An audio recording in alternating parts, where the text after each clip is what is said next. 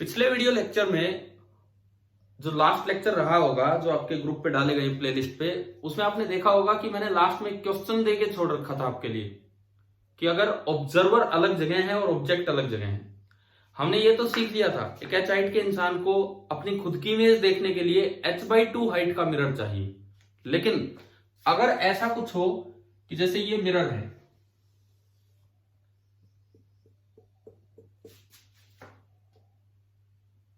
ये ऑब्जेक्ट है,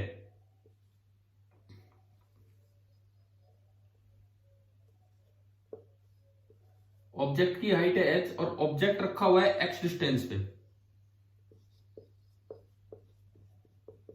और जो ऑब्जर्वर है वो आगे कहीं है, यहां कहीं भी है। This is the observer at distance y। बताओ उस आखिरी लेक्चर में क्या लास्ट में एक क्वेश्चन देके छोड़ रखा है क्या? एक आदमी बना रखा होगा, उसकी आंख आगे निकली हुई होगी इस तरीके से, है ना? तो शायद हमने उसको वहां पे पूरा नहीं किया, तो यहीं पे काम रुका हुआ था वहां पे। तो अब देखते हैं, उसको आगे देखते हैं। अब सुनिए क्या होगा कि इस ऑब्जेक्ट की पहले इमेज में हमें चाहिए मिनिमम हाइट रिक्वायर्ड।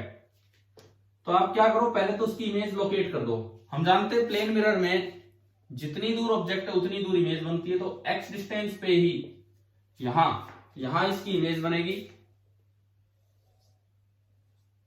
ये लो कंप्लीट इमेज है।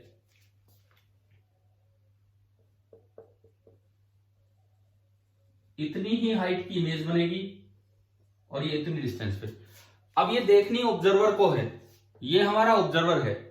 तो अगर आप रेज लेके आए, अगर आप वहां से रेज लेके आते हैं तो देखिए किस तरह से आएंगी रे। एक रे तो यूं आनी है, रिफ्लेक्ट होके आएगी, ये डायरेक्ट वहां से नहीं आ रही। एक रे तो ये आएगी, ये यहां से गई होगी और यूं रिफ्लेक्ट होके आई होगी। और दूसरी रे, इसको उससे ज्वाइन कर दो, पूरी इमेज अगर आप देखना चाहते हो।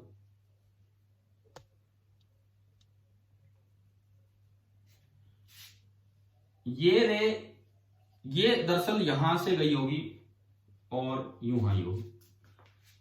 हमें ये रे डायग्राम आया समझ में कि इस इमेज का टॉप पॉइंट और बॉटम पॉइंट दोनों देखने के लिए मिरर का इतना पार्ट यूज हो रहा है। मैं इसको M1 बोलता हूं और इसको M2। तो मुझे M1 M2 की लेंथ निकालनी है, क्या होगी? This is the observer O, not the object. Object यहां है, ये ऑब्जर्वर O है। और मान लो ये A और ये B, या A', B' बोल दो, अगर हम इसको ये भी बोलते थे तो। अब मुझे निकालना है M1 M2 कितना होगा। तो आप देखें, triangle O M1 M2, this is similar to triangle O A', बताएं भाई क्या ये बात समझ में आ गई? O M1 M2 is similar to triangle O A', B'। हाँ जी बोलो, क्लियर हो गया ये यहां से? ठीक है, एक ये पैरेलल लाइन है तो ये एंगल होगी, ये एंगल इक्वल ऐसे हो गए। ठीक है, अब सुनो, ratio of sides and ratio of perpendicular equal होगा। आपने यहां से एक परपेंडिकुलर डाला, तो अगर मैं इसमें देखूं M1 M2 पहले की साइड डिवाइडेड बाई इसके कोरस्पॉन्डिंग साइड पूरी है h इज इक्वल टू, पहले का परपेंडिकुलर है y एंड दूसरे का परपेंडिकुलर कितना हुआ, ये लेंथ कितनी हुई भाई? y तो ये रहा और x ये रहा, तो ये पूरा कितना हो गया? x plus y। यानी कि जो M1 M2 है, minimum height of mirror required, वो आपकी निकल के आई h into y upon x plus y. ये इसका आंसर था। मैं फिर कहता हूं कि वो वीडियो अपने अटेंड करके रखिए, पिछले जो लेक्चर्स हैं इस प्लेलिस्ट में जो डाले गए हैं, क्योंकि उन्हीं में क्वेश्चन है लास्ट में। और आज आपका plane mirror, only plane mirror and reflection, या फिर मैं बता देता हूं कहां तक का टेस्ट होगा। ऑप्टिक्स के बेसिक प्रिंसिपल्स पढ़ाए हैं हमने, ऑप्टिक्स के बेसिक प्रिंसिपल स्टार्टिंग लेक्चर में, वो आ सकता है।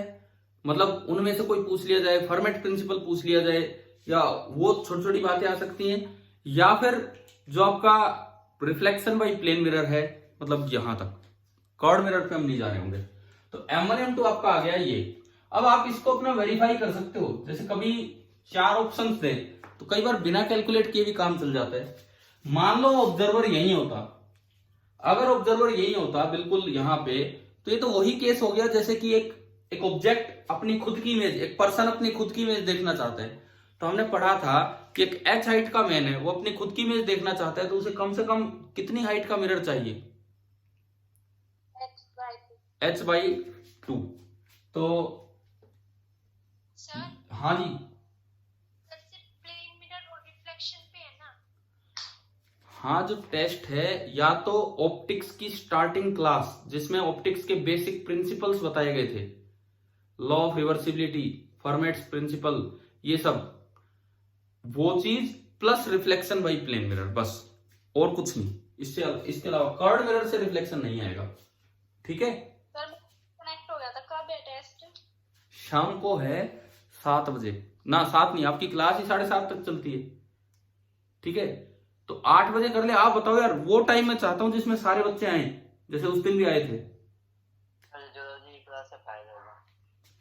क्लास से पहले करें?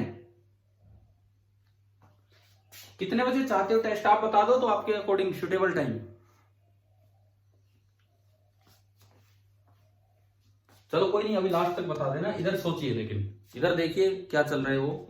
मैं अब ये बता रहा हूं, अगर इस तरह का कोई ऑब्जेक्टिव क्वेश्चन आए, इस तरह का कोई भी ऑब्जेक्टिव क्वेश्चन आए और आपको 4 ऑप्शन दिए, तो कई बार बिना कैलकुलेशन, बिना मैनिपुलेशन किए आप सीधा आंसर निकाल सकते हो। कैसे?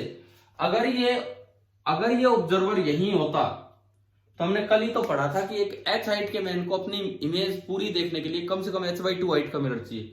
यानी कि if y equal to x, तो आप देखो m1 m2 कितना आ रहा है। y को अगर मैं x के बराबर रख दूं तो बताओ ऊपर से कितना आया, बोलो। h into x upon 2x कितना आ गया? h/2। तो मतलब अगर आपका आंसर गलत होता है तो ये h/2 नहीं निकल के आता। तो इस तरीके से भी कई बार ऑप्शंस को रिजेक्ट और एक्सेप्ट किया जाता है। चले भाई, ये प्लेन मिरर का ये वाला कॉन्सेप्ट आया समझ में, ये जो अभी बताया? ठीक है, इसके बाद देखें, आगे सुने। और अब एक और चीज है, पिछले टेस्ट में आपने अच्छे नंबर लाने की शुरुआत कर दी थी, अब वो रुकनी नहीं चाहिए भाई। मैं फिर ये चाहता हूं कि कोई ना कोई फिर दोबारा फुल भी स्कोर करे और अच्छा ही स्कोर करे जैसे उस दिन हुआ था। ठीक है, ध्यान रखोगे इस बात का। केवल इसीलिए मैं छोटे सिलेबस पे टेस्ट ले रहा हूं, मेरे को लगा कि पूरा रिफ्लेक्शन होगा, तब हो सकता है फिर दोबारा से स्कोर डाउन चला जाए, तो इसकी बजाय बीच बीच में भी टेस्ट कर लेते हैं। ठीक है, ध्यान रखना जो मैं कह रहा हूं। ले लेना। कल? Yes sir. तो फिर कल कब? कल फिर एक काम करेंगे, मेरे लेक्चर के जस्ट बाद। आपकी क्लास होती है क्या मेरे लेक्चर के बाद? No sir. तो ठीक है, आप क्योंकि मॉर्निंग में कई बार नेटवर्क की दिक्कत नहीं होती। ठीक है, अभी मैं आगे थोड़ा सा काम आगे बढ़ाता हूं, उसके बाद देखते हैं, लास्ट तक डिसाइड करते हैं क्या होना है क्या नहीं होना है। अब जो असल में प्लेन मिरर होता है, प्लेन मिरर होता है, दरअसल वो थिन नहीं होता है, वो थोड़ी सी थिकनेस होती है उसकी।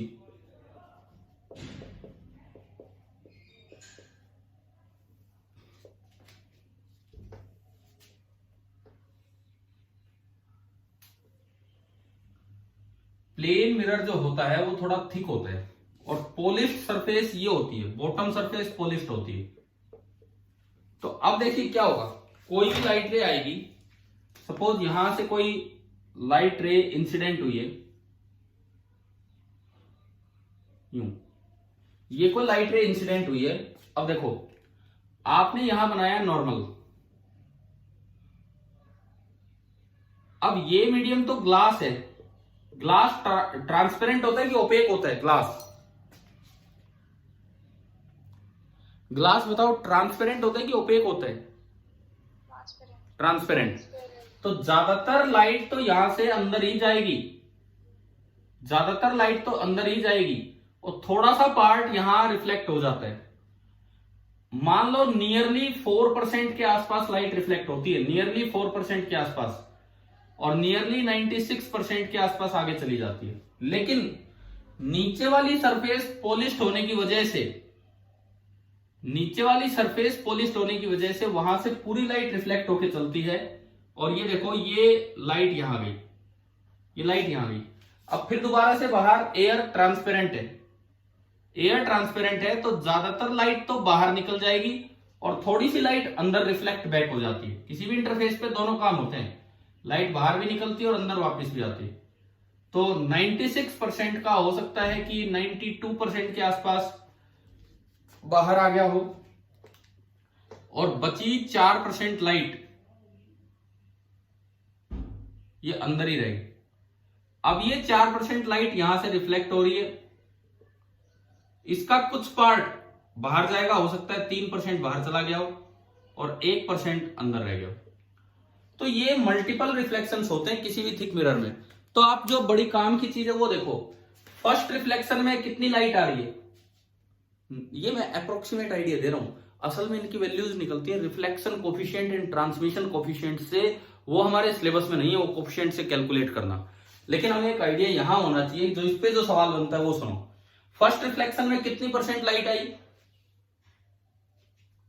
100. नहीं, फर्स्ट रिफ्लेक्शन के बाद 100% तो इंसिडेंट लाइट है।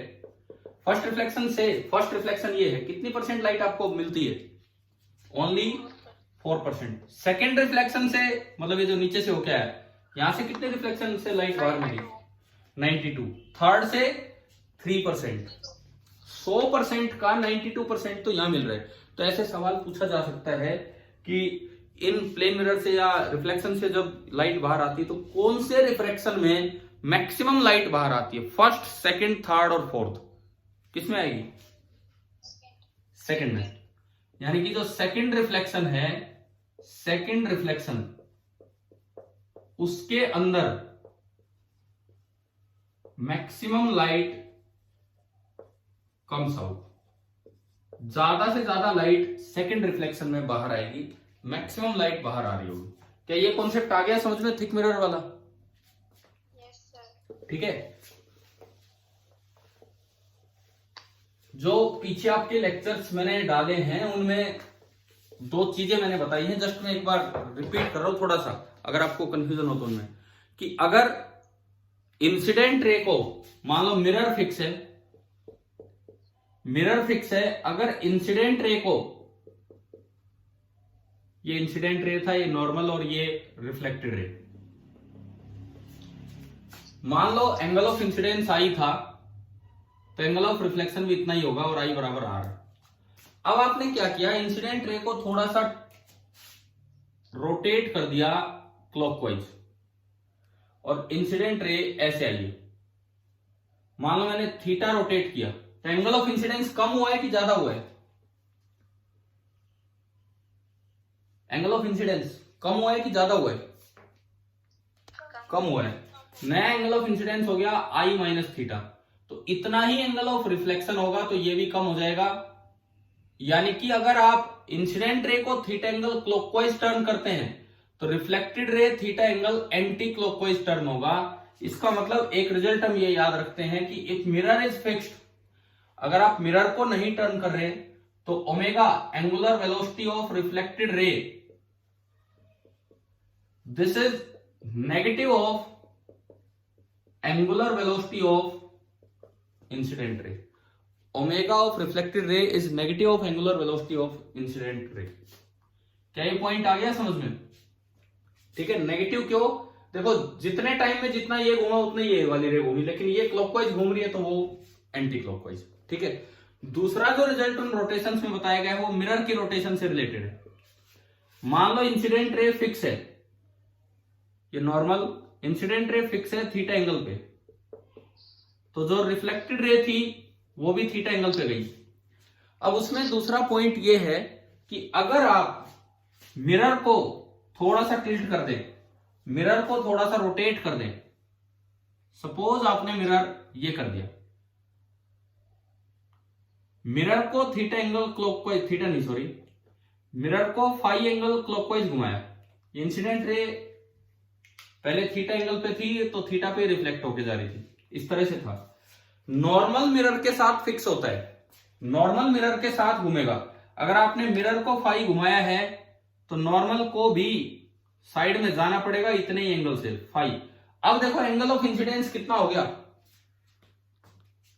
अब नया एंगल ऑफ इंसिडेंस कितना हो गया, पहले तो नॉर्मल ही थीटा प्लस फाई, तो नया एंगल ऑफ रिफ्लेक्शन भी थीटा प्लस फाई होगा। तो ये जो दूसरी रे है ये काफी इधर आ जाएगी, न्यू रिफ्लेक्टेड रे, और इसके साथ थीटा प्लस फाई एंगल पे जाएगी। अब सुनो, आपने मिरर को घुमाया क्लॉकवाइज, तो जो रिफ्लेक्टेड रे है वो भी घूम रही है क्लॉकवाइज, तो सेम सेंस में घूम रहे हैं, पहली बात। दूसरी बात, मिरर को घुमाया फाई एंगल से, तो रिफ्लेक्टेड रे कितने एंगल से घूमी, देखो इधर देखो, ये पूरा एंगल कितना है यहां से लेके यहां तक, थीटा प्लस थीटा, 2 थीटा, ये पूरा एंगल दिख रहा है ना आपको, थीटा प्लस थीटा 2 थीटा, और ये पूरा एंगल कितना है, ये पूरा angle theta plus phi, theta plus phi 2 theta plus 2 phi, ये पूरा एंगल है 2 थीटा और ये पूरा एंगल है 2 थीटा प्लस 2 फाई, तो बचा हुआ ये कितना बचा भाई, ये 2 थीटा, तो ये भी 2 थीटा, यहां तक तो हो गया 2 थीटा, और पूरा है 2 थीटा प्लस 2 फाई, यानी कि ये कितने एंगल से घूमगी, ओनली 2 फाई। तो अगर आपने मिरर को फाई एंगल से घुमाया तो जो रिफ्लेक्टेड रे है उसी सेंस में डबल एंगल से घूम जाएगी, यानी कि omega reflected that is equal to 2 times omega mirror. और इस पे एक बड़ा अच्छा सा सवाल आपकी एनसीईआरटी बुक में एंड में जाके है, सेकंड लास्ट क्वेश्चन है कि कौन सा है, अब देख लेना, उसमें मिरर रोटेट कर रखा है और आपके जो पीछे वीडियो लेक्चर्स हैं जो मैंने कल डाले थे आपके लिए, उनमें वो क्वेश्चन सोल्व करवा रखा है। और उसमें बड़ी खास बात ये है कि बच्चा, उसने दे रखा है कि मिरर 3.5 डिग्री से घुमा, तो रिफ्लेक्टेड रे कितने डिग्री से घूमेगी, 7 डिग्री से, ठीक है, डबल एंगल से। अब उसमें ना हमें जरूरत पड़ती है टेंजेंट 7 डिग्री की। अब कई बार बच्चा छोड़ जाता है इस सवाल को, जबकि हम वो निकाले कैसे, क्या किसी भी स्टूडेंट ने वो वीडियो अटेंड किया जिसमें मैंने दिखाया है? तो उसमें मैंने tan 7 डिग्री निकालना सिखा रखा है। tan 7 डिग्री को पहले रेडियन में कन्वर्ट करो, 7 इंटू पाई बाई 180, पाई को 22/7 लिख दो, और फिर ये छोटा एंगल बनेगा तो उसको नियरली 22/180 हो जाएगा। एक बार वो जरूर वो पिछले लेक्चर्स अटेंड करें, हालांकि आपकी लाइव क्लास नहीं हुई वो, बट वो आपके काम के लेक्चर है। केवल प्लेन मिरर पे मेरे पास इतना टाइम नहीं था कि मैं प्लेन मिरर पे ही आपको 3-4 दिन लगा के क्लासेस दूं, इसीलिए आपके लिए वो रिकॉर्डेड लेक्चर्स पीछे के डाले हैं, वो किसी और क्लास के लिए बनाए थे कभी, ठीक है ना। तो अपना वो अटेंड करके रखें। आप ये बताओ प्लेन मिरर में यहां तक की बात आ गई समझ में, ठीक है। अब मैं एक बार वो कॉन्सेप्ट क्लियर करता हूं, वेक्टर फॉर्म वाला जो कॉन्सेप्ट था, एक बार हम उस पे आते हैं। अब उसमें कोई डाउट नहीं रहना चाहिए। वेक्टर फॉर्म ऑफ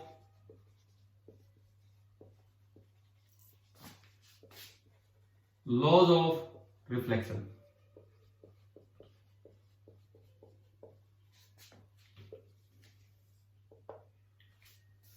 क्या इक्वेशन थी बताओ, आर कैप की क्या इक्वेशन थी, बोलो। E cap minus twice of dot N cap into N cap, ये इक्वेशन थी। अब ये हमारे लिए फायदेमंद कब होगी, जब मिरर का नॉर्मल किसी एक पर्टिकुलर आई या जे या के में ना होके कोई बीच में दे दिया जाए। सपोज मिरर ऐसे रखा हुआ है, मैं कहता हूं मिरर ऐसे रखा हुआ है और इसका नॉर्मल इधर दिखा रखा है, और यूनिट वेक्टर लेना है तो मैं यूनिट वेक्टर बनाऊंगा। ये इधर की तरफ दिया आउटवर्ड नॉर्मल, आई cap plus j cap plus k cap, तीनों कंपोनेंट थोड़े थोड़े दे दिए, डिवाइडेड बाई √3। ये कोई सिस्टम है, एक्स एक्सिस, वाई एक्सिस, अच्छा ऊपर हम जेड मानते थे हर बार जब लिया, ये एक्स, ये वाई और ये जेड, ये हमने कोई सिस्टम लिया, इसके अकॉर्डिंग हम ये एक मिरर रख रखा है। अब देखो एक रे ऑफ लाइट यहां से इंसिडेंट हो रही है, इधर से एक रे ऑफ लाइट इंसिडेंट हो रही है, और उसका जो यूनिट वेक्टर है इंसिडेंट रे का, that is I cap plus j cap minus के कैप, और यूनिट वेक्टर बनाना है तो डिवाइड बाई √3। कल ये वाला तो कल भी ले रहे थे पिछले लेक्चर में, कल या परसों जब भी, परंतु इस n को हम फिक्स कर रहे थे, या तो खाली i के लॉन्ग या j के लॉन्ग या k के लॉन्ग, उससे क्या था कि सवाल बड़ा आसान हो जाता था और इस फॉर्मूले की इंपॉर्टेंस नहीं पता लगती। उसमें तो सीधा है, नॉर्मल के क्या लोगे तो के वाले कंपोनेंट को रिवर्स कर दो। लेकिन अब देखो, अब आपसे पूछ लिया जाए कि रिफ्लेक्टेड रे का यूनिट वेक्टर बताओ, रिफ्लेक्टेड रे का यूनिट वेक्टर बताओ कि क्या होगा।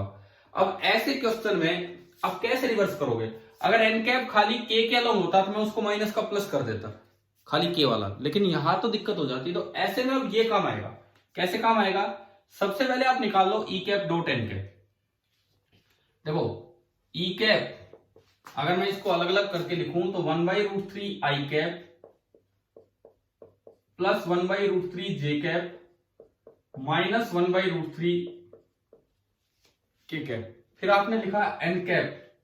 एक बात का ध्यान रखना, इससे कोई फर्क नहीं पड़ता, चाहे वो एन कैप इधर वाला लिखो चाहे वो एन कैप इधर वाला लिखो, चाहे एन कैप इधर वाला लो चाहे इधर वाला, आंसर सेम आएगा। ये भी कभी करके देख लेंगे।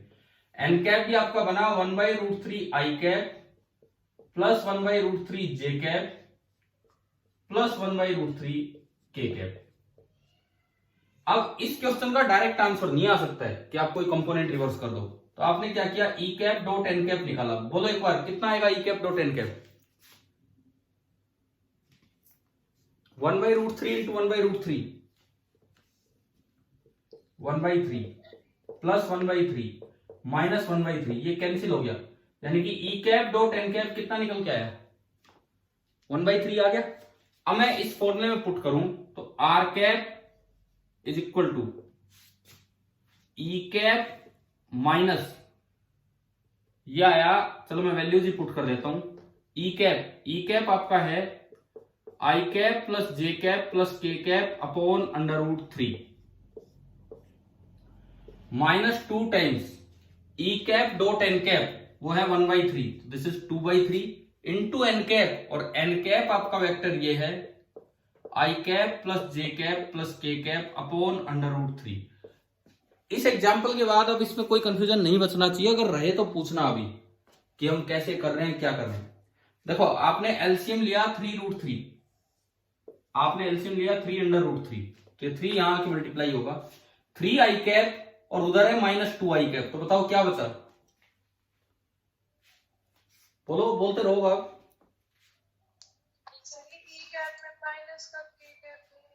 कहां पे क्या कह रहे हो? अच्छा, ये क्या, एक बार दोबारा बोलो, मुझे सुनाई नहीं दिया, एक बार फिर बोलिए। सर ई कैप में जो आपने आर कैप की वैल्यू लिखी है उसके अंदर माइनस के नहीं आएगा। आर कैप में, अच्छा ये कह रहे हो, ये ठीक है, ये माइनस है, ठीक है, थैंक यू। अब सुनो, आगे सुनो। 3√3 आपने एलसीएम लिया, 3 मल्टीप्लाई हुआ 3 आई कैप और -2 आई कैप, तो क्या बचा? Only I cap. अगला 3 मल्टीप्लाई होगा 3 जे कैप एंड -2 जे कैप, तो क्या बचा? जे कैप। और अगला 3 माइनस का 3 के कैप एंड माइनस का ही 2 के कैप, तो कितना हो गया? -5 के कैप। तो मेरा आंसर आ गया कि जो unit vector along reflected direction होना चाहिए वो होना चाहिए आई कैप प्लस जे कैप -5 के कैप अपॉन 3√3। अब बताओ ये फॉर्मूला अप्लाई करना है कि नहीं, कब ये यूजफुल है, कैसे यूजफुल है? ठीक है, आप इसको देख के ये नहीं सोच सकते थे, डायरेक्ट इसको देख के नहीं सोच सकते थे क्योंकि नॉर्मल कहीं और जा रहा है। अच्छा एक बार वेरीफाई करो क्या यूनिट वेक्टर आया है, इसका मैग्नीट्यूड बताओ क्या 1 आ रहा है? अगर मैं इसका मैग्नीट्यूड निकालूं तो 1/3√3 तो बाहर है, अंडर रूट 1 का स्क्वायर प्लस 1 का स्क्वायर प्लस -5 का स्क्वायर, 25 और 2 27, 27 का अंडर रूट, यही तो आएगा 3√3। तो यानी कि ये सही आ गया और यूनिट वेक्टर ही निकल के आया। पहला पॉइंट क्लियर हुआ इस वेक्टर फॉर्म के बारे में, ठीक है। दूसरा पॉइंट, अगर कोई बच्चा नॉर्मल इधर भी ले ले, मान लो एन कैप इसको ले ले, तो वो लिखेगा n cap is equal to बिल्कुल उसका नेगेटिव, तो -1/√3 i cap plus j cap plus k cap, तो इससे भी आंसर सेम आएगा, वही आएगा। देखते हैं, अगर आपने नॉर्मल ये लिया तो देखो चेंज देखते जाओ आप, ये माइनस ये भी माइनस और ये भी माइनस। फिर आपने ई कैप डॉट एन कैप किया तो ये माइनस, ये भी माइनस और ये माइनस माइनस प्लस, और ये कट गया तो ये बचा -1/3। अभी क्या यहां तक आया समझ में? ठीक है।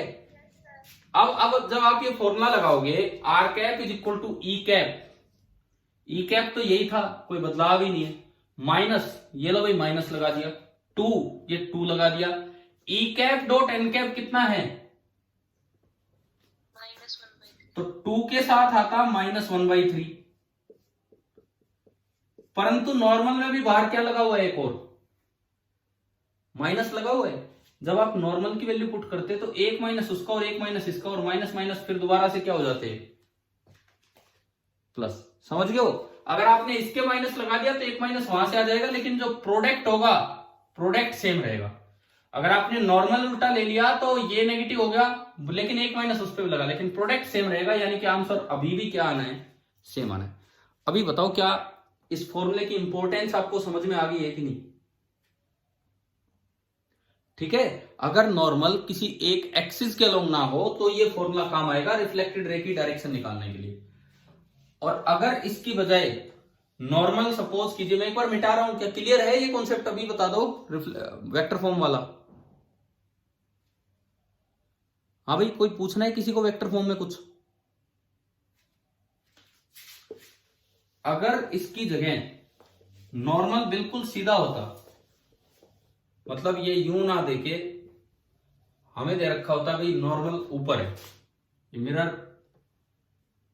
ऐसे रखा हुआ है एंड नॉर्मल इज अलोंग के कैप,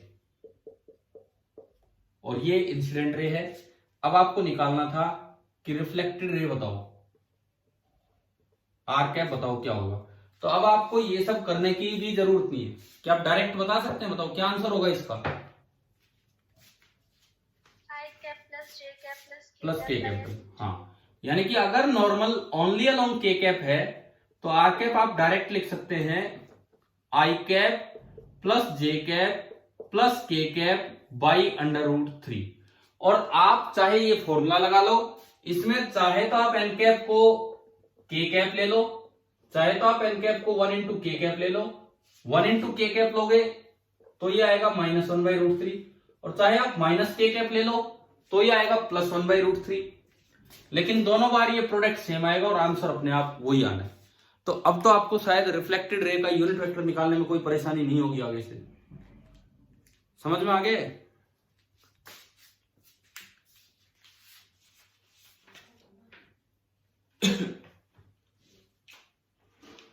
अब देखिए, सपोज कीजिए एक जो कॉन्सेप्ट आपको पिछले वीडियोस में दिखाया गया है, एक बार थोड़ा सा रिपीट कर रहा हूं उसको, बाकी आप वो जरूर देखें भाई। मैं आपको टाइम भी दे रहा हूं टेस्ट से पहले,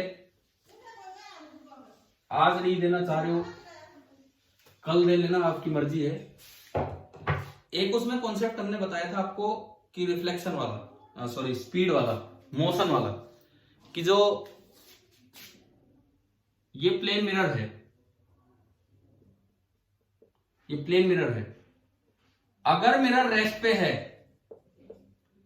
तो ऑब्जेक्ट कहीं भी चले, ऑब्जेक्ट कहीं भी चले, आप उसकी वेलोसिटी के दो कंपोनेंट कर लिया करो, एक परपेंडिकुलर टू द, एक plane to parallel to the mirror. Suppose कीजिए ये कंपोनेंट आया v परपेंडिकुलर और ये कंपोनेंट आया v पैरेलल, तो जो इमेज होगी, अगर ये x डिस्टेंस दूर ऑब्जेक्ट है तो x डिस्टेंस दूरी क्या बनेगी? इसकी इमेज बनेगी।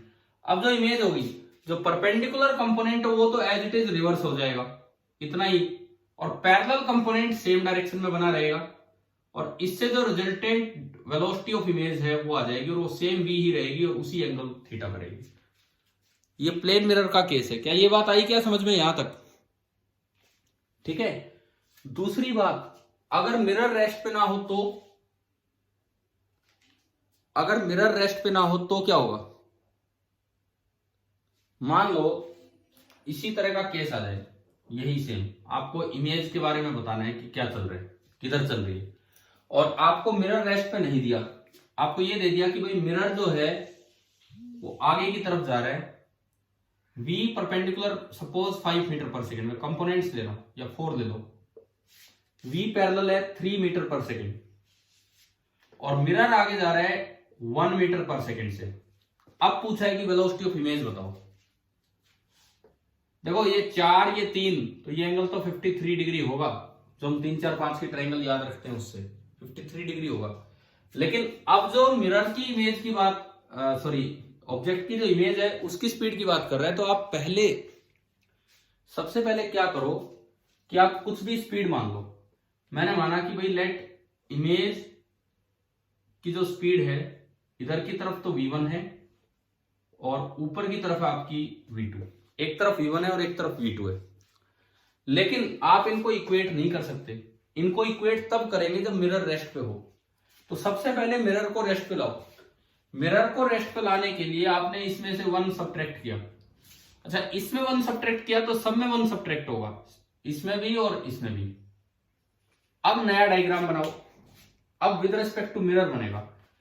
अगर मिरर रेस्ट पे है, अब मिरर रेस्ट पे आ चुका है, अगर मिरर रेस्ट पे है तो ऑब्जेक्ट में ऊपर की तरफ तो वेलोसिटी है 3 मीटर पर सेकेंड, आगे की तरफ कितनी है बताओ? 4 आगे थी और 1 मिरर की घटी, तो आगे कितनी बची हो? आ रहा है क्या समझ में? 4 आगे 1 पीछे, तो आगे भी कितनी बची? 3 मीटर पर सेकेंड। अब इमेज को देखो, इमेज की आपने v1 मानी थी लेकिन 1 मिरर की ऐड हुई, तो इमेज की इधर कितनी होगी?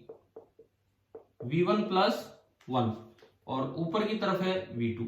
अब क्योंकि मिरर रेस्ट पे ला चुके हो, अब आपको इनको इक्वेट करना है। तो ऊपर वाला पैरेलल कंपोनेंट तो सेम रहेगा, तो v2 तो आ गया 3 मीटर पर सेकेंड। परपेंडिकुलर कंपोनेंट भी इक्वेट कर दो, तो v1 प्लस 1 बराबर 3, तो v1 कितना आ गया? 2 मीटर पर सेकेंड। इसका मतलब ये 3 मीटर पर सेकेंड से ऊपर जा रहा था, तो ये भी 3 मीटर पर सेकेंड से ऊपर जा रहा है। लेकिन ये 4 से इधर आ रहा था, तो हमें पता लगा ये 4 से नहीं, इसमें तो ऐसी वेलोसिटीज बनी है, ऊपर वाला तो 3 ही रहेगा, लेकिन इधर वाली 4 नहीं बल्कि 2 होगी। तो आपसे पूछ लिया जाए कि ये बताओ जो इमेज चलती दिखाई देगी उसका एंगल हॉरिजॉन्टल डायरेक्शन से 53 डिग्री से ज्यादा होगा या कम होगा? ये 53 है कि 37 है? कितना होगा ये? 4 5 37 है, सॉरी 37 है ये। तो आपसे ये पूछा है कि ये जो इमेज का जो एंगल है हॉरिजॉन्टल से, अगर ऑब्जेक्ट का एंगल 37 है और मिरर आगे चल रहा है, तो इमेज का एंगल, इसमें बना दे 4 ऑप्शन कि ये एंगल अल्फा है, तो अल्फा का पहला ऑप्शन इक्वल टू 37, दूसरा लेस देन 37, तीसरा ग्रेटर देन 37, चौथा नन ऑफ दीजिए कुछ भी। तो बताओ इसमें क्या आंसर आएगा?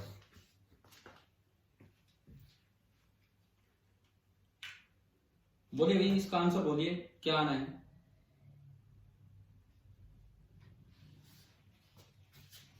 Greater than 37। हाँ, ग्रेटर देन 37, क्योंकि ये वर्टिकल की तरफ ज्यादा हो गया है, हॉरिजॉन्टल की तरफ कम हो गया। तो ये जो एंगल आएगा this will be greater than 37 degree. ठीक है। उसके बाद देखो, एक मैंने पिछले लेक्चर्स में आपको सिखाया है counting the number of images. वो एक क्वेश्चन दिया था आपको 30 डिग्री वाला, 20 और 10, तो उसकी काउंटिंग उन जो बीच में लेक्चर डाले हैं उनमें करवा दी गई है। आपने किसी बच्चे ने देखा क्या वो वाला क्वेश्चन सर्कल बना के? यार मुझे लग रहा है आपने अटेंड नहीं किए वो लेक्चर्स। वो अटेंड करेंगे तभी तो प्लेन मिरर क्लियर होगा, वो अटेंड करेंगे तभी प्लेन मिरर क्लियर होगा। देखो ये क्वेश्चन था, इसका जवाब दो। अगर कितनी इमेजेस बनेंगी, total number of images? Sir वैसा लिक्वेंट्री नहीं मिल रही और उसने सर को कॉल भी किया तो सर ने काट दिया। तो मैं कॉल नहीं कर सकता अभी, आप कोई और बच्चा कर दे या वैशाली दोबारा कर देगी। ये हमने 2 एंगल्स लिए थे 20 डिग्री और 10 डिग्री। इस समय बीच में मेरे पास कोई फोन फ्री नहीं होता और ना उधर उनको बीच में डिस्टर्ब करता हूँ। ये बीच बीच में कई बार कॉल के चक्कर में जूम दोबारा ज्वाइन नहीं हो पाता, इस तरह की दिक्कत आ जाती है। 20 और 10, और हमने एक ऑब्जेक्ट लिया था यहाँ, और आपसे पूछा था कि इसकी इमेजेस लोकेट करनी है, आप, मैं फिर कहता हूं कि आपने वो काम कर लिया है कि नहीं उन वीडियो लेक्चर से?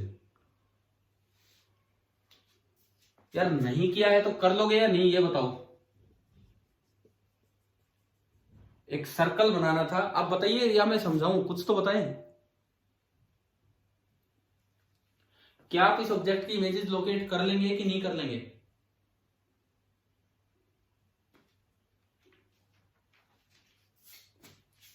भाई कुछ बोलो, जवाब दो। एक वो लेक्चर नहीं देखे अभी। हाँ तो वो अटेंड कर लोगे ना वहां से, मैं ये पूछना चाह रहा हूँ, या मैं करवाऊँ ये दोबारा? सर कर लेंगे। कर लेना आप ये। और फिर से मैं कहता हूँ ये सारा काम करके रखो यार, प्लेन मिरर में कुछ छोड़िए आप, जो भी वहां करवाया गया है एक एक चीज आप पढ़ के रखे प्लेन मिरर से रिलेटेड, ठीक है? इसके बाद हम आगे बढ़ते हैं थोड़ा। वहां पे ये टॉपिक है पूरा, images found by two plane mirrors, पिछले इसी प्लेलिस्ट के पिछले लेक्चर्स में आप जरूर अटेंड करके रखिए। तो मुझे लगता है कि आपको ये सब चीजें समझ में आ गई हैं कि कैसे प्लेन मिरर से रिफ्लेक्शन होता है। प्लेन मिरर से रिफ्लेक्शन में और भी कोई डाउट हो तो आप डाउट भेज सकते हो अपना, कुछ भी आपको लगे, क्योंकि टेस्ट है, कुछ भी आपको लगे कि भाई ये क्वेश्चन नहीं हो रहा है तो आप पूछ लेना डाउट्स में। अब इसके बाद हम चलते हैं स्फेरिकल मिरर्स की तरफ। अब हम अपना अगला पार्ट स्टार्ट कर रहे हैं, स्फेरिकल मिरर।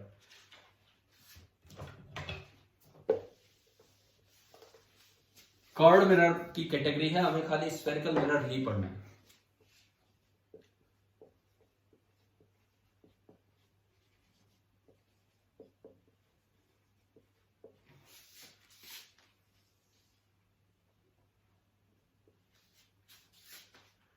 स्फेरिकल मिरर हम यहां से स्टार्ट करते हैं नया काम। प्लेन मिरर हम पूरा पढ़ चुके हैं, स्फेरिकल मिरर का क्या मतलब होता है? देखिए, एक कोई आपने होलो स्फीयर लिया,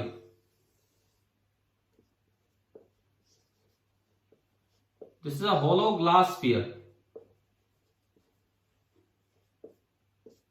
एक होलो ग्लास का स्फीयर लिया, ये उसका सेंटर है। आपने क्या किया, उसको कट कर लिया, होलो ग्लास स्फीयर को किसी तरह से आपने कट कर लिया, सपोज यूं कट किया, इस तरह से। अब यूं कट करने के बाद आपको एक पीस मिला, ये वाला। मैं इसको ऐसे भी रख सकता हूं और मैं इसको ऐसे भी रख सकता हूं, डिपेंडिंग ऑन कि आप कौन सा मिरर बनाना चाहते हो। ये कौन सा मिरर है? ये ऊपर वाला, कॉनकेव की कॉन्वेक्स? वो बनाया जाएगा, हाँ कॉनकेव बनेगा, वो बनाया जाएगा। अभी ये मिरर नहीं है, कैसे बनाया जाएगा? इसके आउटर साइड की पॉलिशिंग कर देंगे, आउटर साइड की हम पॉलिशिंग कर देंगे और ये बन गया कॉनकेव मिरर। कि इधर से जब देखेंगे तो बीच में से अंदर की तरफ गया हुआ, तो दिस इज कॉनकेव मिरर। और यूं रख के जब आउटर साइड की पॉलिशिंग करेंगे, यूं रख के, तो ये कौन सा मिरर बनेगा आपका? कॉन्वेक्स मिरर, ठीक है? ये है आपका कॉनकेव मिरर और ये है आपका कॉन्वेक्स मिरर। तो मिरर कैसे बनाया जाता है? सिंपल ये है। अब जो इसका सी पॉइंट है वो यहां पे तो इधर होगा और यहां पे इधर होगा। इस सी पॉइंट को बोला जाता है centre of curvature of the mirror. ये जो सी पॉइंट है इसको बोला जाता है सेंटर ऑफ कर्वेचर। सपोज इस स्फीयर का रेडियस आर था, तो इन दोनों स्फीयर्स के लिए जो रेडियस ऑफ कर्वेचर होगा वो आर होगा। लेकिन एक थोड़े साइन कन्वेंशन हम पढ़ेंगे, साइन कन्वेंशन के अकॉर्डिंग जब हम चलेंगे तो आर कोऑर्डिनेट को रिप्रेजेंट करता है। वैसे तो मैं अभी लिख रहा हूं r is the radius of curvature, इसको आप कैपिटल आर से भी रिप्रेजेंट कर सकते हो, लेकिन वो कैपिटल आर फिर कोऑर्डिनेट हो जाता है। कोऑर्डिनेट की वैल्यू प्लस स्मॉल आर भी हो सकती है और माइनस स्मॉल आर भी। हम देखेंगे ये चीज आगे कि इस पॉइंट को ओरिजिन मान के आगे वाली एक्सिस को पॉजिटिव लेके, यहां भी इस पॉइंट को ओरिजिन मान के आगे वाली एक्सिस को पॉजिटिव लेके, अगर आप इस सेंटर का कोऑर्डिनेट लिखोगे तो सेंटर ऑफ कर्वेचर का ये होगा, इसका भी ये होगा, लेकिन इसमें आर डिस्टेंस पीछे है और इसमें आर डिस्टेंस आगे है। तो यहां तो कैपिटल आर की वैल्यू पॉजिटिव होगी और यहां कैपिटल आर की वैल्यू नेगेटिव होगी। यानी कि अगर आप कैपिटल आर सिंबल यूज करते हो तो वो डिस्टेंस नहीं है, वो कोऑर्डिनेट है। कैपिटल आर में बी पॉजिटिव में बी नेगेटिव। ये हम साइन कन्वेंशन आगे लेंगे क्लास में कि किस तरह से है किस तरह से नहीं। तो ये सिंपल एक स्फेरिकल मिरर होता है। It is a part cut from a hollow sphere whose one side is reflecting and other side is silvered और polished।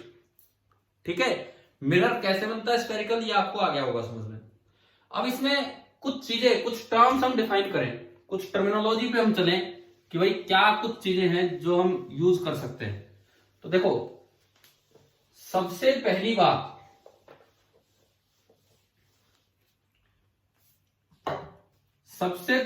आती है पोल।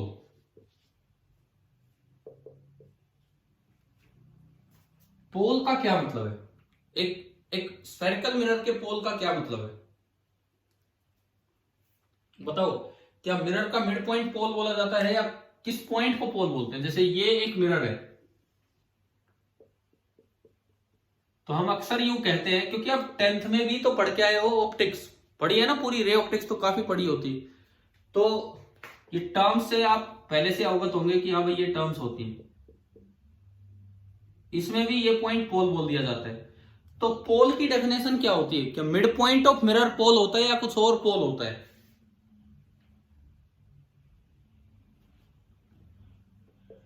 पोल क्या होता है? It is a point on the mirror,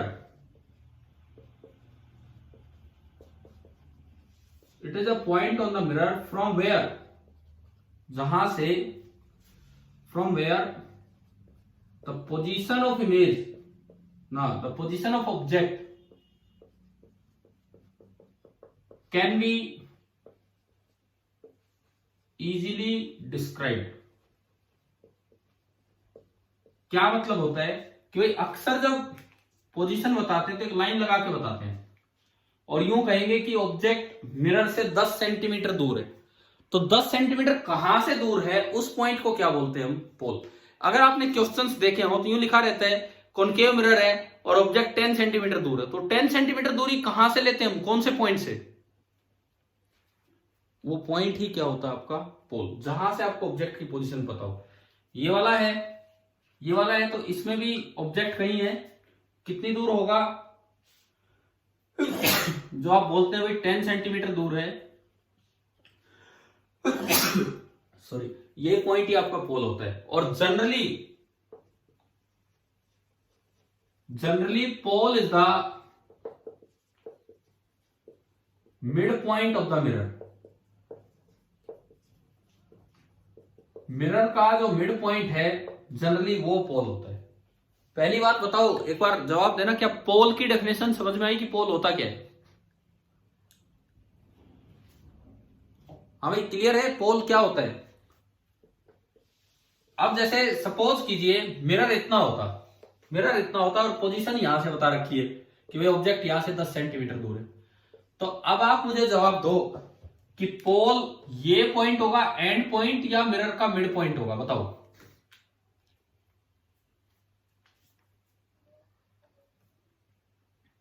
एक बार दोबारा बोलो, जोर से, आवाज नहीं आई। अगर इस तरह का अरेंजमेंट हो तो जो पोल होगा वो एंड पॉइंट होगा या मिड पॉइंट होगा?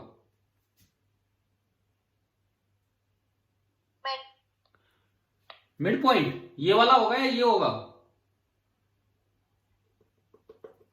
देखो, मिड पॉइंट नहीं होगा, ये मैंने दिखा। Generally pole is the mid point of the mirror, लेकिन प्रॉपर डेफिनेशन ये है कि मिरर पे कौन सा ऐसा पॉइंट है जहां से आपको ऑब्जेक्ट की पोजीशन पता है। अब ये बताओ, इसकी दूरी 10 सेंटीमीटर यहां से पता है या यहां से पता है? कहां से पता है आपको? नीचे वाले पॉइंट से कि ऊपर वाले से? ओ पॉइंट से। ओ पॉइंट से, वो तो खुद ऑब्जेक्ट है। नीचे से। नीचे वाले से, तो इसको हम क्या बोलेंगे? पोल बोलेंगे। पहली चीज क्लियर है ना, पोल की डेफिनेशन क्या होती है? ठीक है। नेक्स्ट टर्म पोल के बाद, भाई ये वाला एग्जांपल क्लियर हो गया होगा। Pole is not always the mid point, pole is the position from where the distance of object is known. इसके बाद अगली टर्म आती है प्रिंसिपल एक्सिस। अब सबसे पहले तो मैं आपसे ये पूछूंगा कि प्रिंसिपल की स्पेलिंग बताओ, यहां पे कौन सा क्या यूज होगा? PLE। PLE या PAL? PLE। ना, हमने यूं याद कर लिया कि फिजिक्स में तो आए तो पीएलई आएगा और स्कूल कॉलेज में आए तो पीएल आएगा। प्रिंसिपल का मतलब होता है मेन, प्रिंसिपल का मतलब होता है मेन। तो this is the main axis. कई एक्सिस आप बना सकते हो but this is the main axis, this is the principal axis. ये स्पेलिंग है, ध्यान रखना। प्रिंसिपल एक्सिस का मतलब होता है line joining centre of curvature and pole. किसी भी मिरर में पोल को मिरर के सेंटर ऑफ कर्वेचर से ज्वाइन करने वाली जो लाइन होगी उसी को हम क्या बोलते हैं, प्रिंसिपल एक्सिस। और उसी पे डिस्टेंस बता दी जाती है कि ऑब्जेक्ट इतनी दूर है। समझ गए हो ना? जहां भी सेंटर ऑफ कर्वेचर है उसको और पोल को ज्वाइन करना। जैसे कॉनकेव मिरर है, पॉलिशिंग के बाद बोलना चाहिए कि ये कॉनकेव मिरर है, तो इस पे कहीं ये पोल होगा, मिड पॉइंट मान लो, और इसका सेंटर ऑफ कर्वेचर यहां है, तो इस लाइन को बोलते हैं प्रिंसिपल एक्सिस। और बाय कन्वेंशन इसकी एक डायरेक्शन होती है जो इंसिडेंट रेज की डायरेक्शन होती है। इंसिडेंट रे तो इधर से ही आएंगी, कैसे भी आए इंसिडेंट रे इधर से आएंगी, तो उस डायरेक्शन को पॉजिटिव बोला जाता है। अगर आप दूसरे वाला मिरर दे तो इस पे मिड पॉइंट माना मैंने पोल, और इधर कहीं होगा इसका सेंटर ऑफ कर्वेचर, तो ये हो गया इसका प्रिंसिपल एक्सिस। अब इसकी पॉजिटिव डायरेक्शन बताओ, सी की तरफ है कि पी की तरफ है? रेज तो इधर से आएंगी, रेज इस डायरेक्शन में आएंगी, तो आगे वाली डायरेक्शन आप क्या मानेंगे इसकी? पॉजिटिव। प्रिंसिपल एक्सिस क्या होता है, समझ में आ गया? हाँ भाई बोलो, प्रिंसिपल एक्सिस क्या होता है, समझ में आ गया? ठीक है। अब देखो, प्रिंसिपल एक्सिस और पोल डिफाइन करने के बाद मैं आपसे एक सवाल पूछता हूं।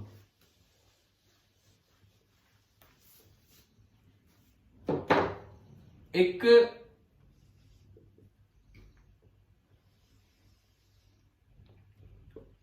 ये कोई मिरर है, ये इसका एक्सिस है, प्रिंसिपल एक्सिस। एक ये मिरर का सेंटर ऑफ कर्वेचर है, सपोज सेंटर ऑफ कर्वेचर हमें दिया गया है 3 मीटर दूर, और एक रे आई है पैरेलल टू प्रिंसिपल एक्सिस। कहां से पास होगी ये इंसिडेंट रे? कहां से पास होगी बताओ?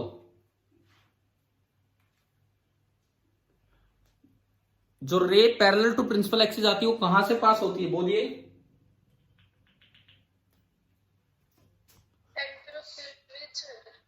क्या क्या क्या? सेंटर ऑफ कर्वेचर से नहीं, सेंटर ऑफ कर्वेचर से तो नहीं। फोकस नाम की चीज सुनी है कभी 10th में? कभी 10th में ये पढ़ा हो कि पोल और सेंटर का मिड पॉइंट होता है फोकस? पढ़ा होगा ना, थोड़ा बहुत तो ध्यान होगा। ये पोल और सेंटर का मिड पॉइंट होता है फोकस। तो जो ray parallel to principal axis होती है वो आफ्टर रिफ्लेक्शन कहां से पास होती है? फोकस में से। एक बार बताओ, क्या ये बात याद आ रही है, ध्यान आ रही है 10th क्लास की? ठीक है। लेकिन इस सवाल में दिया है कि ये रे पोल से पास हो रही है, क्वेश्चन में दिया है भाई। ये मान लो कि क्वेश्चन में दिया कि ये रे आफ्टर रिफ्लेक्शन पोल से पास हुई है, तो आपको निकालना क्या है? Find angle of incidence. आपको एंगल ऑफ इंसिडेंस निकालना है कि एंगल ऑफ इंसिडेंस क्या होगा अगर ये रे पोल से पास हुई है। 4 ऑप्शन हम दे रहे हैं। पहला ऑप्शन नॉट पॉसिबल, ये तो पास ही नहीं होगी पोल से, क्योंकि हम जानते हैं फोकस से होगी। दूसरा ऑप्शन 30 डिग्री, तीसरा ऑप्शन 1 डिग्री, चौथा ऑप्शन 60 डिग्री। ये 4 ऑप्शंस दे दिए मैंने इसमें। आधे से ज्यादा बच्चे तो ये पहला ऑप्शन लगा देते हैं। क्यों? क्योंकि उनकी पुरानी अधूरी जानकारी होती है कि जो भी पैरेलल रेज आती है प्रिंसिपल एक्सिस के पैरेलल, वो सारी कहां से पास करवा देते हैं? वो फोकस से। तो फोकस से तो करवाए नहीं, तो ये आधे तो ये, लेकिन वो अधूरी जानकारी। अभी लीजिए आप, सबसे पहले आप क्या करेंगे, आप एक नॉर्मल बनिए। नॉर्मल कैसे बनता है? किसी स्फीयर पे नॉर्मल कैसे बनता है? Centre of curvature. हाँ, सेंटर से मिलाते हुए, सेंटर से मिला दिया तो ये वही नॉर्मल लाइन होगी। इंसिडेंट रे का नॉर्मल के साथ जो एंगल है, इंसिडेंट रे का नॉर्मल के साथ जो एंगल है उसे हम क्या बोलते हैं, एंगल ऑफ इंसिडेंस। और रिफ्लेक्टेड रे का नॉर्मल के साथ जो एंगल है वो आपका होगा एंगल ऑफ रिफ्लेक्शन। आप बताओ क्या यहां तक आया समझ में? आई और आर कैसे बनाए हमने, ठीक है। अब देखो क्वेश्चन में दिया गया है this ray is parallel to principal axis. ये जो रे है this is parallel to principal axis, ये वाली रे प्रिंसिपल एक्सिस के पैरेलल है। तो प्रिंसिपल एक्सिस के पैरेलल है तो ये दोनों पैरेलल लाइन और ये ट्रांसवर्सल, तो वो एंगल आई तो ये भी आई हो गया। बोलो ये और ये एंगल इक्वल क्यों हुए, क्या समझ में आ गया? Alternate interior angle between two parallel line, ठीक है। अब आप इसको देखो, इस स्फीयर को, ये एक स्फीयर है और सी उसका सेंटर है। मान लो मैं इस पॉइंट को ए बोलूं तो क्या ट्राइंगल सीएपी आइसोसेल्स नहीं है? क्या सीपी और सीए दोनों उसके रेडियस है कि नहीं? Yes sir. और आइसोसेल्स ट्राइंगल में इक्वल साइड्स की अपोजिट एंगल भी इक्वल होते हैं, ये बात तो सबको पता ही होगी, है ना। आइसोसेल्स ट्राइंगल में इक्वल साइड्स के जो अपोजिट एंगल्स होते हैं वो भी इक्वल होते हैं। तो देखो इसके अपोजिट एंगल है ये रेडियस में कैपिटल से एक बार रिप्रेजेंट कर देता हूं, भाई ये है आपका आर। तो ये एंगल और ये एंगल भी इक्वल हो गया, तो ये दोनों भी कितने हो गए, आर। समझ में आ गया? ये आई तो ये भी आई क्योंकि अल्टरनेट इंटीरियर एंगल, ये आर तो ये भी आर क्योंकि आइसोसेल्स ट्राइंगल। और by law of reflection I equal to R होता है। तो क्या इस ट्राइंगल के तीनों एंगल इक्वल हो गए कि नहीं, है ना। कौन सी ट्राइंगल बन गई है, इक्विलेटरल ट्राइंगल। तो आंसर क्या आ गया बताओ, 60 डिग्री। तो एंगल ऑफ इंसिडेंस 60 डिग्री। तो मैं आपकी शुरुआत कहां से करवा रहा हूं, एक ऐसे मिसकॉन्सेप्ट से जो अक्सर बच्चा इस सवाल में ही गलती कर जाता है। समझ गए हो ना। हम 10th में ये याद करके चलते हैं कि जो पैरेलल रे आएंगे वो फोकस से ही पास होंगे, याद ये 12th में भी करेंगे, लेकिन उससे पहले थोड़ा सा उस कॉन्सेप्ट की मैं आपको जानकारी दे रहा हूं। पैरेलल रे आती है वो कहीं से भी पास हो सकती है। दरअसल हम जो ये रेज इंसिडेंस करवाते हैं ये दो तरह की रेज होती है। एक को बोलते हैं पेरेक्शियल रेज, एक को बोलते हैं पेरेक्शियल रेज एंड एक को बोलते हैं मार्जिनल रेज। एक है पेरेक्शियल रेज और एक है मार्जिनल रेज। पेरेक्शियल रे उनको बोलते हैं जो पोल के बहुत पास आती, पोल के बहुत पास आए या यूं कहीं मिरर का साइज या अपर्चर छोटा हो। मार्जिनल रे उनको बोलते हैं जो पोल से थोड़ा दूरी पे होती है या मिरर का साइज बड़ा है। पेरेक्शियल रेज का मतलब है रेज नियर टू पोल या फिर अपर्चर इज स्मॉल, मिरर का जो साइज है वो छोटा हो। और ये कौन सी होती है, रेज अवे फ्रॉम पोल या फिर अपर्चर जो होगा मिरर का वो बड़ा होगा। तो दो तरह की ऑप्टिक्स होती है, एक पेरेक्शियल ऑप्टिक्स और एक मार्जिनल ऑप्टिक्स। अब आप एक चीज याद करके चले, 12th क्लास में भी, जैसे 10th में था ऐसे ही, लेकिन पहले इनकी जानकारी होनी चाहिए। 12th क्लास में भी अनलेस स्टेटेड अदरवाइज, जब तक कहीं जिक्र नहीं हुआ हो, assume the rays to be paraxial. जब तक कहीं कोई जिक्र ना हुआ हो आपको रेज कैसी माननी होगी, पेरेक्शियल माननी होगी। लेकिन अब जैसे ये सवाल था, आप इसमें कैसे एज्यूम कर सकते हो पेरेक्शियल, जब ये कह रहा है कि भाई पोल से पास हुई है तो वो तो हो ही सकता है मार्जिनल के केस में। तो आप बताओ कि आपको ये डिफरेंस क्लियर हुआ मार्जिनल और पेरेक्शियल वाला? ठीक है, अभी मैं पेरेक्शियल रेज की ही शुरुआत करवाऊंगा। आप पहले ये बताओ क्या ये डिफरेंस क्लियर हो गया कि मार्जिनल रे किसे बोलते हैं और पेरेक्शियल रे किसे बोलते हैं? ठीक है, पेरेक्शियल ray parallel to principal axis हो तो फोकस से पास होती है, मार्जिनल रे कहीं से भी पास हो सकती है। ये मैंने बीच में एक ब्रेक सा लिया और क्वेश्चन करवाया, हम टर्म्स कर रहे थे। पहली टर्म हमने पढ़ी पोल, फिर पढ़ा प्रिंसिपल एक्सिस, अब अगली टर्म मुझे बतानी थी फोकस। लेकिन फोकस बताने से पहले फोकस की इंपॉर्टेंस क्या है वो समझ में आना चाहिए। तो आप बताओ, फोकस जैसी चीज केवल पैरेक्सियल रे के लिए डिफाइन होगी या मार्जिनल में भी वो कुछ काम आ रहा है? फोकस की कोई इंपॉर्टेंस नहीं है मार्जिनल रेज में। फोकस की इंपॉर्टेंस ओनली किन रेज के लिए है? किन रेज के लिए होगी? पैरेक्सियल रेज के लिए। ठीक है, सेंटर ऑफ कर्वेचर एग्जिस्ट करेगा क्योंकि वो तो एक ज्योमेट्रिकल पॉइंट है, लेकिन फोकस तभी एग्जिस्ट करेगा जब इंसिडेंट रेज पैरेक्सियल हो। तो अगली टर्म, तीसरी टर्म पे हम चलते हैं। मुझे लगता है शायद इस क्वेश्चन से आपको ये डिफरेंस क्लियर हो गया होगा। ठीक है, अब हम अगली चीज डिफाइन करते हैं, फोकस या प्रिंसिपल फोकस, कि एक मिरर का फोकस या प्रिंसिपल फोकस क्या होता है।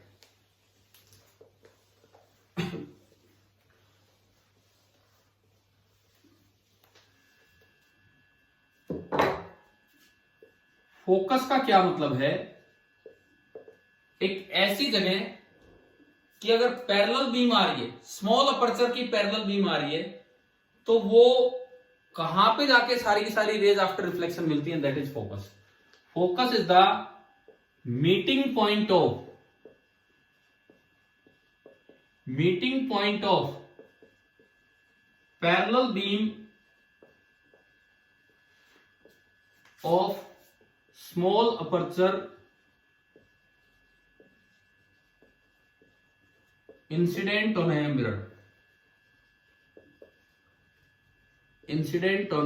mirror, देखिए फोकस क्या होता है, अब इसको समझिए आप। यहां सपोज ये एक कॉनकेव लेंस है, कॉनकेव मिरर। कॉनकेव मिरर का जो नेचर होता है वो कन्वर्जिंग होता है, वो रेज को समेटने का काम करता है। और जो कॉन्वेक्स मिरर होता है उसका नेचर फैलाने का होता है, वो डाइवर्जिंग नेचर का होता है, ये आप याद रखना। अब देखो ये है इसका प्रिंसिपल एक्सिस। अब हमने माना कि मिरर ही छोटा है, मिरर का खुद का अपर्चर ही स्मॉल है, तो इवन अगर आप, अब डायग्राम में तो इतना छोटा दिखा नहीं सकते, डायग्राम में तो हम बड़ा दिखाएंगे, लेकिन ये छोटे अपर्चर का है। तो अगर छोटे अपर्चर का होगा तो इवन अगर आप रे यहां भी डालेंगे, तो भी वो पैरेक्सियल मानी जाएगी कि मार्जिनल? बताओ। पैरेक्सियल ही मानी जाएगी। अब इसमें क्या होता है, एक पॉइंट होता है प्रिंसिपल एक्सिस पे, ये सेंटर, ये पोल, बिल्कुल इनका मिड पॉइंट, वो भी अभी प्रूव करेंगे कैसे, बिल्कुल इनका मिड पॉइंट। अगर पैरेक्सियल रे हैं तो चाहे आप यहां इंसिडेंट करवाओ तब भी ये रे फोकस से पास होगी, ऑलमोस्ट एक जगह से, और चाहे आप थोड़ी नीचे इंसिडेंट कराओ तब भी ये रे फोकस से ही पास होगी, इसी जगह से जा रही होगी। और चाहे आप और बिल्कुल पोल के पास आओ तब भी ये रे फोकस से ही पास होगी। ये होता है फोकस। लेकिन अगर मान लो मिरर बड़ा होता, सपोज ये मिरर छोटा नहीं होता और ये मिरर थोड़ा और ऊपर तक होता और ऊपर जाके मार्जिनल रे बनने लग जाती, तो अब क्या होता, जैसे जैसे ऊपर जाएगी रे तो वो कुछ इधर से पास होती, अब वो उस जगह से पास नहीं होती, और ऊपर जाएगी वो कहीं और इधर हो जाती, 60 डिग्री पे इंसिडेंट हो जाए तो वो पोल से ही पास हो जाती। समझ में आ रहा है? फोकस होना मतलब केंद्रित होना, एक जगह केंद्रित होना। तो केवल पैरेक्सियल रेज ही एक जगह फोकस हो पा रही है और उस पॉइंट का नाम ही रख दिया गया प्रिंसिपल फोकस या फोकस। फोकस क्या होता है बताओ, क्या सभी को समझ में आ गया कि नहीं? Yes sir. ठीक है। और कई बार एक वर्ड यूज किया जाता है मिरर में, स्फेरिकल एब्रेशन। एब्रेशन मतलब कमी।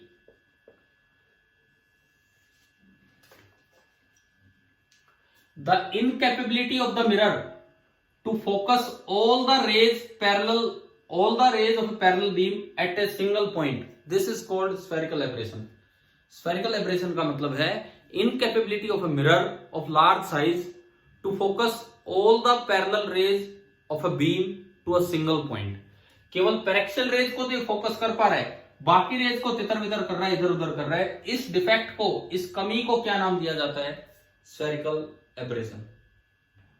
समझ में आ गया कि नहीं? स्फेरिकल एब्रेशन वर्ड, एब्रेशन का मतलब ही डिफेक्ट होता है। स्फेरिकल एब्रेशन का मतलब है incapability to focus all the parallel incident rays, incapability to focus all the parallel incident rays, this is called spherical aberration. ठीक है, अब यहां पे एक टर्म डिफाइन होती है फोकल लेंथ। फोकल लेंथ कुछ नहीं होती, फोकस का जो कोऑर्डिनेट है, जैसे पोल को ओरिजिन बोल दिया जाएगा, सेंटर का कोऑर्डिनेट r0, पीछे है तो नेगेटिव, आगे तो पॉजिटिव, ऐसे ही फोकस का कोऑर्डिनेट है f। अब एक बार ये बताओ, इस डायग्राम में फोकस इधर है तो f की वैल्यू नेगेटिव होगी कि पॉजिटिव होगी? बताओ, f कोऑर्डिनेट की वैल्यू नेगेटिव होगी कि पॉजिटिव? f कोऑर्डिनेट की value, focal length represents coordinate, जैसे r रिप्रेजेंट करता था कोऑर्डिनेट, ऐसे फोकल लेंथ भी कोऑर्डिनेट को रिप्रेजेंट करता है। अगर फोकस और सेंटर इधर होंगे तो r भी नेगेटिव होगा और f भी नेगेटिव होगा, और अगर फोकस और सेंटर उधर होंगे तो r भी पॉजिटिव होगा, f भी पॉजिटिव। अब सवाल आ जाए, कॉनकेव मिरर की फोकल लेंथ नेगेटिव होती है कि पॉजिटिव होती है? बताएं। नेगेटिव। और कॉन्वेक्स मिरर की फोकल लेंथ पॉजिटिव। किसी सवाल में, किसी क्वेश्चन में यूं लिखा हो ए concave mirror of focal length 10 centimetre, तो आपको 10 नहीं लेनी है। उसने लिख दिया कॉनकेव मिरर, तो आप जब फॉर्मूला में पुट करेंगे तो f10 नहीं, f कितना लेना होगा आपको? -10। इन बातों का ध्यान रखना है। देखो बड़ी आसान है रे ऑप्टिक्स, लेकिन ये इस तरह की मिस्टेक्स ना हो जाए। तो अगर स्टार्टिंग लेक्चर्स क्लियर नहीं होंगे तो ऐसी गलतियां हो सकती हैं। तो अगली चीज आती है कि ये जो f है, ये हमने कहा कि ये मिड पॉइंट है, उधर हो तब भी मिड पॉइंट है कॉन्वेक्स मिरर में, और इधर हो तब भी मिड पॉइंट है कॉनकेव मिरर में। तो ये अच्छा, ये फोकस, एक और चीज मैं बताऊं, उसमें कैसे एग्जिस्ट करेगा? कॉन्वेक्स मिरर में कैसे फोकस होगा?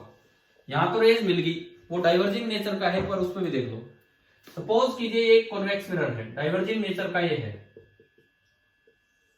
स्मॉल अपर्चर का है, स्मॉल अपर्चर का है, ये पोल, ये सेंटर, और बीच में, बिल्कुल बीच में होगा फोकस। अब ये देखो, ये कैसे नेचर का है? ये डाइवर्जिंग नेचर का है। कोई रे आएगी तो वो अंदर नहीं मुड़ेगी, क्योंकि क्यों नहीं मुड़ेगी ये भी समझा देता हूं। आप अगर नॉर्मल बनाओगे सेंटर से तो नॉर्मल इधर आएगा, तो जितना एंगल ऑफ इंसिडेंस है उतना ही एंगल ऑफ रिफ्लेक्शन लेके जाएगी, तो ये रे बाहर जाएगी। तो ये बताओ, रे डाइवर्ज हो रही है कि कन्वर्ज हो रही है? भाई ये बीम कन्वर्ज हुई थी, ये बीम बाहर फैल रही है, तो ये कौन सा मिरर है आपका? Diverging mirror.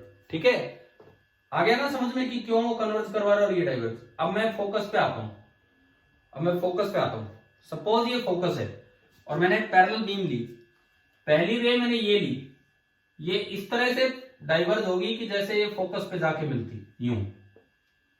दूसरी बीम आपने ये ली, पैरेक्सियल है क्योंकि स्मॉल है, ये भी इस तरह से डाइवर्ज होगी कि जैसे यहां से निकल के आई। तीसरी बीम आपने ये ली, ये भी इस तरह से डाइवर्ज होगी कि जैसे यहां से निकल के आई हो। तो इस पॉइंट को बोलते हैं फोकस। इसमें तो असल में मिलेंगी, इसमें वहां से फैलती हुई दिखेंगी।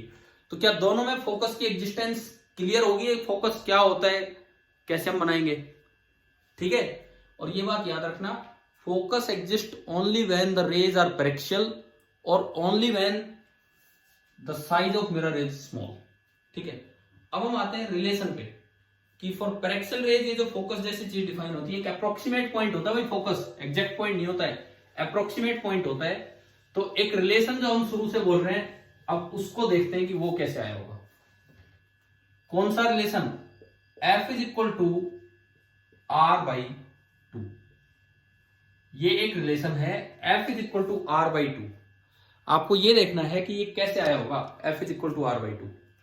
मान लो मैंने कॉनकेव मिरर लिया, suppose concave mirror, this is principal axis, ये पोल, ये सेंटर है, और ये कहीं फोकस है। हमें फोकस देखना है कहां होगा। आपने एक रे इंसिडेंट करवाई, पैरेलल टू प्रिंसिपल एक्सिस आई, तो पैरेक्सियल रे है तो वो कहां से पास हो जाएगी? जाके फोकस से। डायग्राम बनाना तो आई गए। क्यों डाइवर्ज हुई? आप नॉर्मल बनाओ। नॉर्मल कैसे बनेगा भाई? इस पॉइंट पे नॉर्मल कैसे बनेगा? इसको सेंटर से ज्वाइन करते हुए, इस पॉइंट पे आपने नॉर्मल बनाया, इसको सेंटर से ज्वाइन करते हुए, तो जितना एंगल ऑफ इंसिडेंस है उतना ही होगा आपका एंगल ऑफ रिफ्लेक्शन। बस ये बताओ, यहां तक डायग्राम क्लियर हो गया कि नहीं? Yes sir. ठीक है, अब हमें इससे आर और एफ में रिलेशन लाना है। ये दूरी तो होगी मोड एफ। मोड में क्यों लगा रहा हूं, मोड क्यों लगा रहे हैं, क्योंकि विद साइन कन्वेंशन चले हैं तो ये नेगेटिव होते हैं। और ये दूरी होगी मोड आर, और हमें दरअसल ये प्रूव करना है कि ये मिड पॉइंट है। एक चीज का ध्यान रखना है कि अगर ये पॉइंट ए है तो पैरेक्सियल रे है, मतलब A is very near to P. A point is very near to P, चाहे आपने डायग्राम में दूर दिखाया हो, उससे कोई फर्क ही नहीं पड़ता। अब ये कैसे प्रूव करें हम, देखो ये एंगल आई तो ये भी कितना होगा, आई होगा, अल्टरनेट इंटीरियर एंगल। ठीक है, और आई बराबर आर होता है, तो क्या ये ट्राइंगल सी एफ ए, क्या triangle C F A isosceles बन गई कि नहीं? Yes sir. ठीक है, ये आई तो ये आई, ये बन गई isosceles triangle. Triangle C F A अगर आइसोसेल्स है तो इसका मतलब जो आई और आर के अपोजिट साइड्स हैं, मतलब एफ ए और C F, it means F A is equal to C F. क्या यहां तक आ गया समझ में? ठीक है, अब A point is very near to point P, इसका मतलब ए की जगह आप उठा के पी भी लिख सकते हो। A point is very near to point P means F A is nearly equal to F P. Paraxial का यूज कर लिया हमने, क्योंकि फोकस जैसी चीज एग्जिस्ट ही नहीं करेगी अगर पैरेक्सियल रे नहीं होंगी तो आपने एफ ए नियरली रखा एफ पी के बराबर, पैरेक्सियल का यूज किया। तो अगर आप एफ ए की जगह एफ पी रख देते हो तो ये बन गया F P is equal to C F. और आप खुद देखो, अगर एफ पी और सी एफ बराबर है तो क्या एफ मिड पॉइंट हो गया है कि नहीं? It means F is the mid point of PC, और अगर एफ मिड पॉइंट है पीसी का तो जो फोकल लेंथ हो गई वो मोड आर बाई टू, और दोनों ही नेगेटिव है तो एफ बराबर आर बाई टू। तो ये एक स्टैंडर्ड रिलेशन है जो हम याद रखें फॉर पैरेक्सियल रेज, कि फोकस कहां होता है, हमेशा सेंटर वाली साइड होगा, जिधर सेंटर है मिरर का उधर ही होगा, और पोल और सेंटर के बिल्कुल ही बीच में होगा। तो आप एक बार ये बताओ, क्या ये टर्म्स तक की चीजें समझ में आई आज जो मैंने बताया है? मेन बात थी फोकस पे हमने टाइम लगाया, क्योंकि आपको पैरेक्सियल और मार्जिनल का डिफरेंस बताना था, और वो 60 डिग्री वाले उस क्वेश्चन से किया। तो ये लेक्चर क्लियर हुआ भाई आज वाला? Yes sir. ठीक है, अब बात आती है स्फेरिकल मिरर। स्टार्ट तो हो गया, लेकिन मैंने कहा up to plane mirror, spherical mirror नहीं, अप टू प्लेन मिरर आपका टेस्ट होना है। अब फिर मैं आता हूं, बहुत लेट तो उसको यार करो मत, फिर वो स्फेरिकल मिरर बीच में आ जाएगा, फिर वही डिस्टर्बेंस होगी आपके दिमाग में। कब देना चाह रहे हो अब ये टेस्ट? आज या कल? कल ही देना चाह। तो यार ऐसा है कि आप पहले लेक्चर अटेंड कीजिए, फिर कल है ना मॉर्निंग में ही होगा, मेरे लेक्चर के बाद ये टेस्ट हो जाएगा, मेरे लेक्चर के जस्ट बाद। आपका अगला लेक्चर कितने बजे होता है मेरे बाद, एक बार ये बताएं। 10:30। तो ठीक है 10:30, फिर इतना टाइम नहीं है। चलो ठीक है, मैं उस लेक्चर के बाद देख लूंगा, लेकिन मॉर्निंग में ही आपका। क्या कह रहे हो? मेरे लेक्चर में टेस्ट कैसे लूंगा? ना ना ना ना ना ना ना, मेरे लेक्चर में नहीं होगा टेस्ट, मेरे लेक्चर में तो क्लास ही होगी। चलो ठीक है, आप आज नहीं देना चाह रहे हैं तो मैं ये उम्मीद करता हूं कि आज आप वो सारे लेक्चर्स अटेंड कीजिए जो इस प्लेलिस्ट में शामिल किए गए हैं, और तब कल लगा लो, कल जो भी टाइम होगा मैं आपके अकॉर्डिंग बता दूंगा। और प्लेन मिरर तक आएगा, स्फेरिकल मिरर हम उसमें नहीं डाल रहे हैं। ठीक है भाई, थैंक यू।